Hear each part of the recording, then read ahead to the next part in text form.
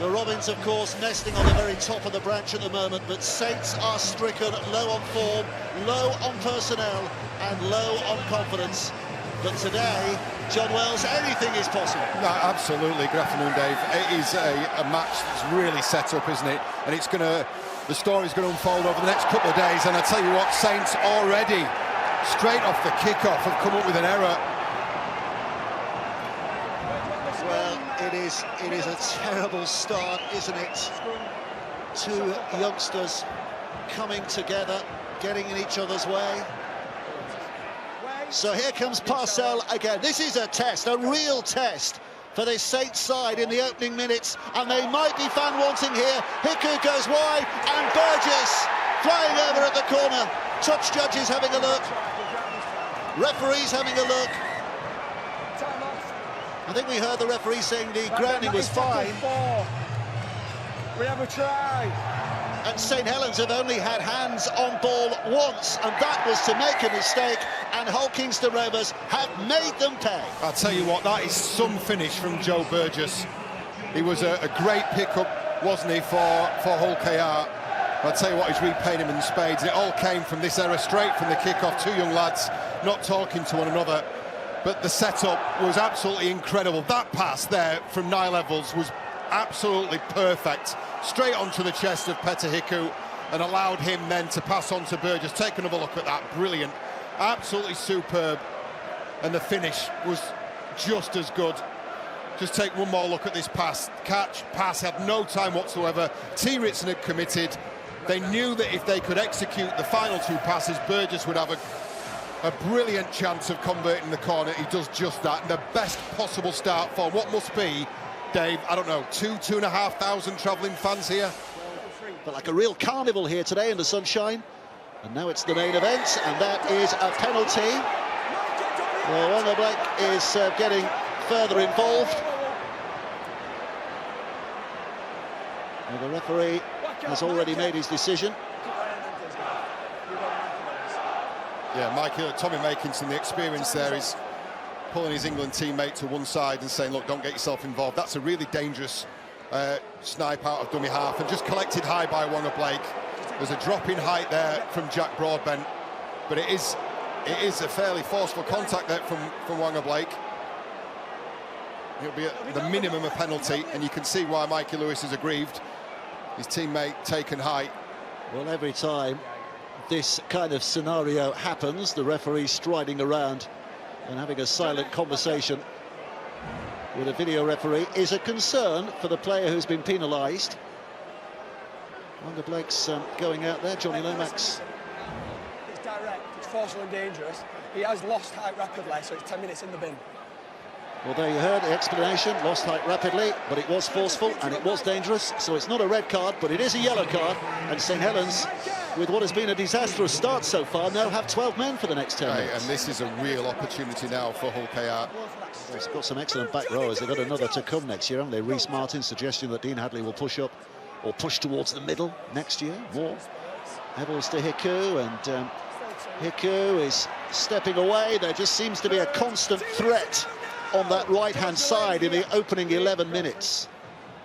It's where they scored what we can describe, I think, as their first, because you'd suggest there'd be more on the way. And Ryan Hall here, galloping through, support on the inside, and Mikey Lewis is in to score. There was a worrying lack of defenders there in St Helens shirts. Hull Kingston Rovers ain't concerned about that. Lewis in, Hull Kingston Rovers have the second, and at the moment are utterly dominating this. And just adapting on the fly as well. It wasn't a great ball in the build-up from Tyrone May. It squirted underneath the feet of Elliot Minchella, but the way the shape and the options have got, that's not a great pass, is it? But Mikey Lewis picks it up on the half volley, and he gets to the point in the field where he needs to, gets to Sione Matautia, brings in Tommy Makinson, and then it's a 2-on-1 with Ryan Hall and Mikey Lewis. And this is the threat the other side you were talking about, Peter Hiku. To think he was the nailed-on number one to start this season. He's been brilliant in the right centre for Hull KR.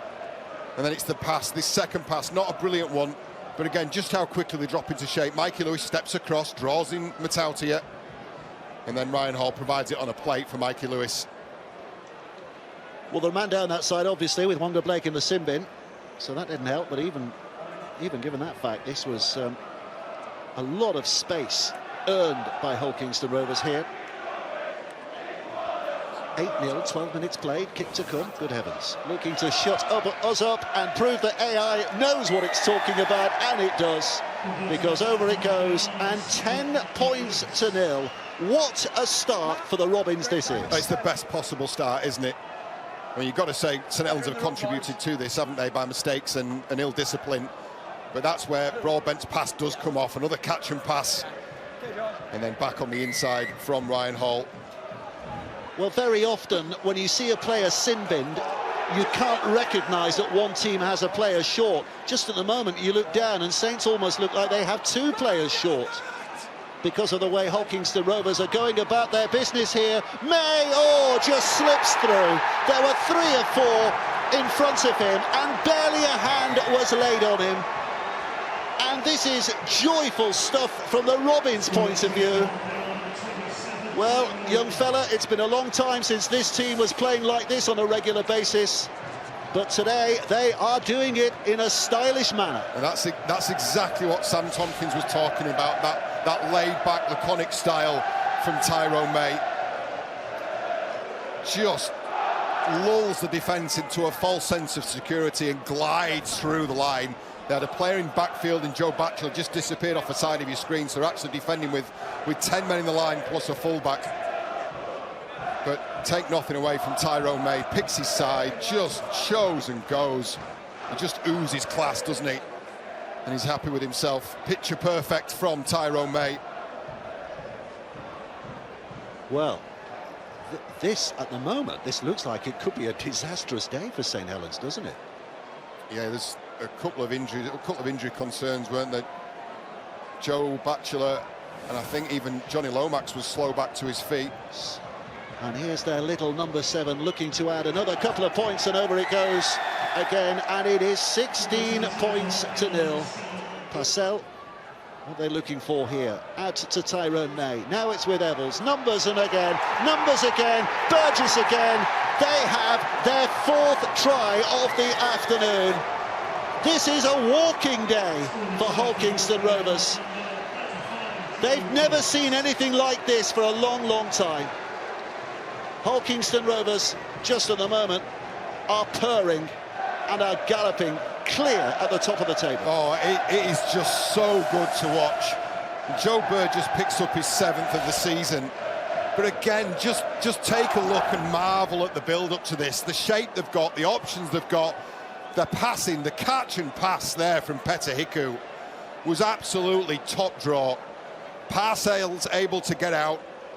Good early ball from Evans to Hiku, who draws in T. Ritson again, and that's an easier finish for Joe Burgess.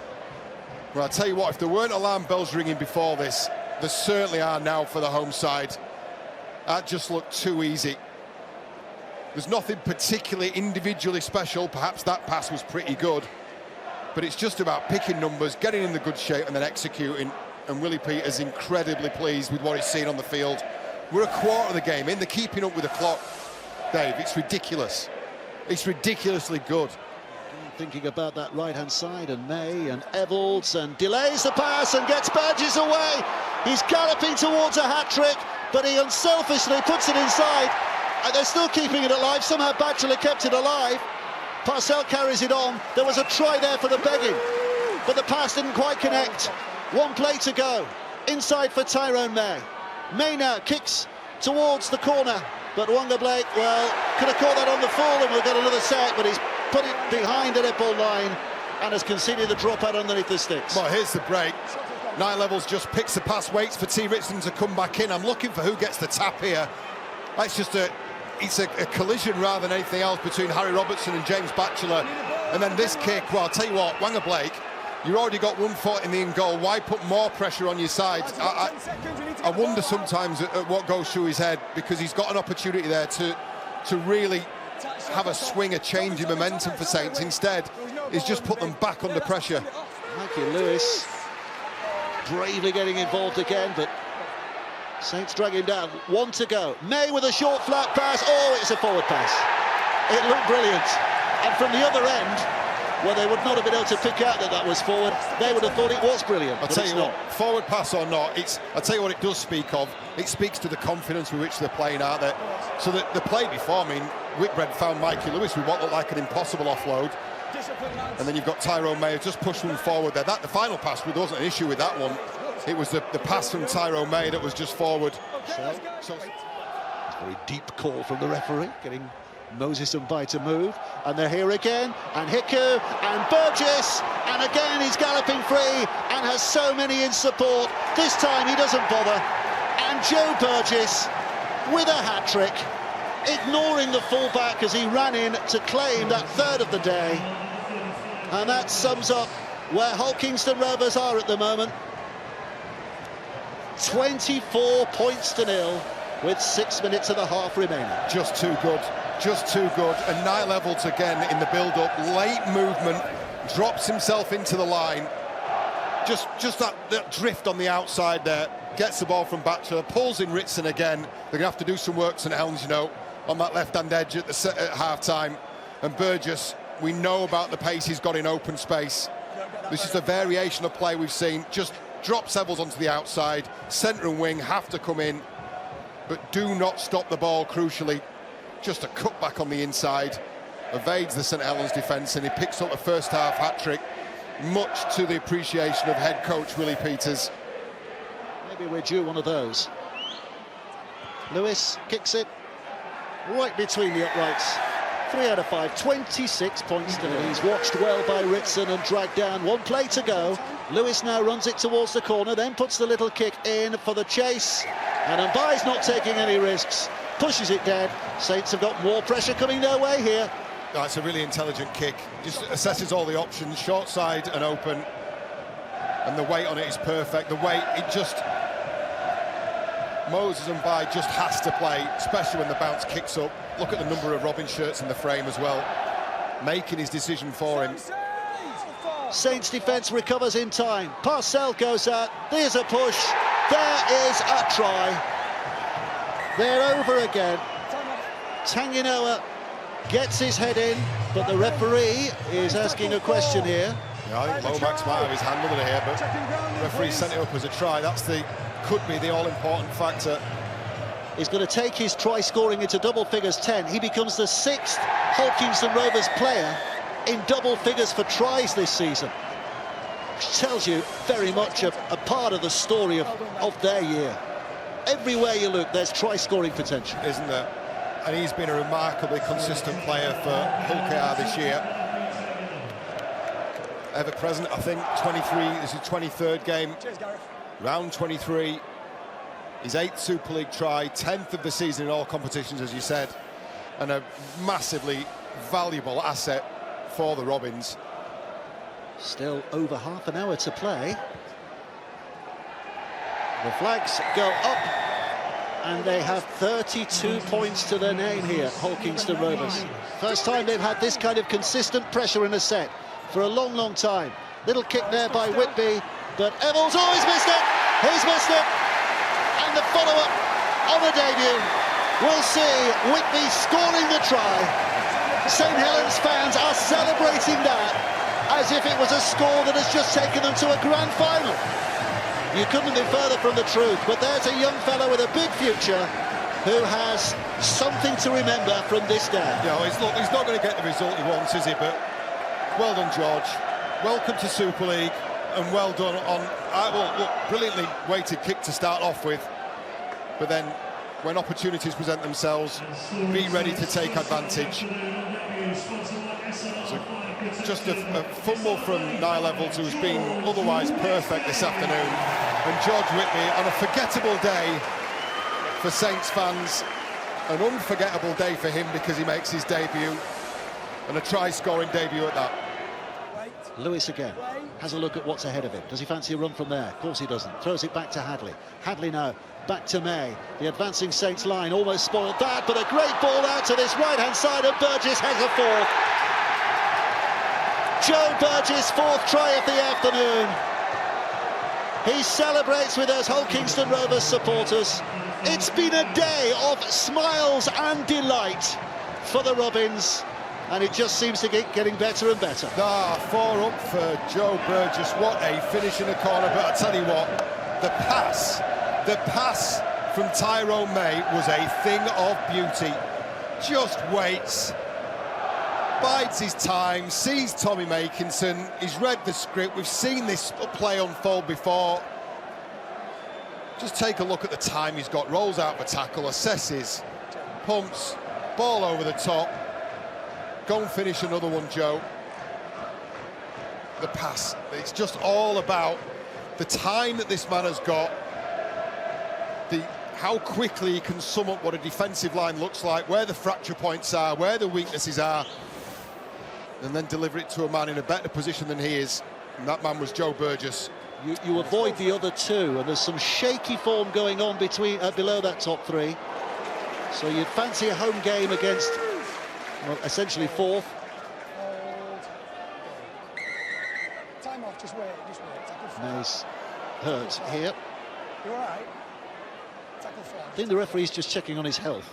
You all right? Yeah, he had to reach down for the pass, I think, which is why he kind of left himself unguarded. So his hands are low.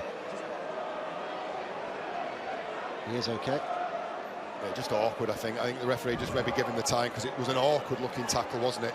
Tackle. Right, you are bolt upright. Bad news. It's shoulder direct ahead. There is no mitigation, Tommy.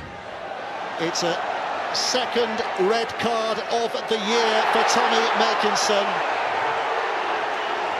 And whilst this might not have much impact on this game, it means St Helens going to next week with another of their superstars missing if the disciplinary panel see it the same way. Yeah. They're saying there's no mitigation. It's a really difficult one. You know what he's trying to do? He's trying to shut down the attacking threat that Tyrone May poses. But meantime, foot on the pedal, step down even harder here by the Robins in the closing stages. Looking to burst through the 40 points mark, over the top, taken by Whitbread, slides in to score. They come in all different forms, all different shapes and sizes, these Robins tries. And this might have been the oddest one of the day. Try on the field.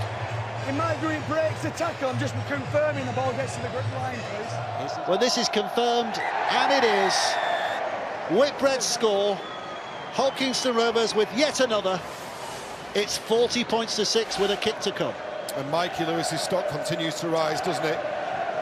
A really well-crafted kick. Probably intended for himself, in all honesty, but he was checked on the run through and doesn't get the opportunity, but Jai Whitbread's pushing through anyway, just in anticipation. And I think big man against little man means that he comes out on the top side of this attempted tackle from Harry Robertson, so that is not held at that point. He does have the opportunity to ground the ball, and isn't he happy as well? So Hull KR put 40 on St Helens for the second time this season. The difference being the defence is much improved, isn't it? Just 6 points conceded today. Mikey Lewis, again taking his time, going through the whole process here, despite the lack of importance on this particular 2 points. And he has hit the post, but he's bounced in. Touch of his flags are raised. 42 points to 6. But it has been a 5-star performance from Hulkingston Rovers. A little touch and then kick out of play.